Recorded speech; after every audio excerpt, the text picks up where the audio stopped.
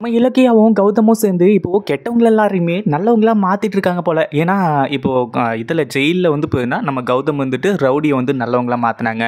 அடுத்ததா இங்க என்னடான்னா நம்ம இலக்கியா இருந்துட்டு அந்த நாகுவோட குழந்தைய வந்து போயிருந்தா அதாவது உங்க பொண்ணை காப்பாத்தி அங்க வந்து போயிருந்தா இப்போ அவரை நல்லவரா மாத்திருக்காங்க. இப்படி எல்லாமே நல்ல விஷயமா தான் போய்கிட்டு இருக்கு. ஆனா அதே சமயம் நம்ம நாகு வரல அப்படின்னு சொல்லிட்டு எல்லாருக்குமே மிகப்பெரிய அதிர்ச்சியா இருந்துட்டு இருக்கு. ஏன்னா கார்த்திகை கூட்டிட்டு வரேன் அப்படிங்கிற மாதிரி சொல்லியிருந்தாங்க. அப்படி இருக்கும்போது இங்க நாகு வந்து போயிருந்தா அதாவது இந்த எஸ்எஸ்கேவும் தாக்ஷாயணியும் நாகவையே கடத்தி வச்சிருக்காங்க அப்படின்றது இதுக்கப்புறம் தான் நம்ம இலக்கியாவுக்கு தெரிய வரப்போகுது.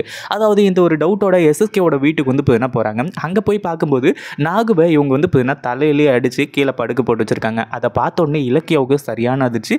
அதுக்கப்புறம் தான் வந்து போயினா அங்கே நடக்கிறது எல்லாத்தையுமே அப்படியே வீடியோ எடுத்துகிட்டு இருக்காங்க. அதுவும் கார்த்திக் இப்போ எங்கே இருக்கா அப்படின்ற போது முதற்கொண்டு வந்து போயினா எல்லாமே நம்ம இலக்கியம் வந்து போயினா கண்டுபிடிக்கிறது மட்டும் இல்லாமல் இதை எஸ்எஸ்கேவையும் தாக்ஷாயணியும் வசமாக சிக்க வைக்க போகிறாங்க.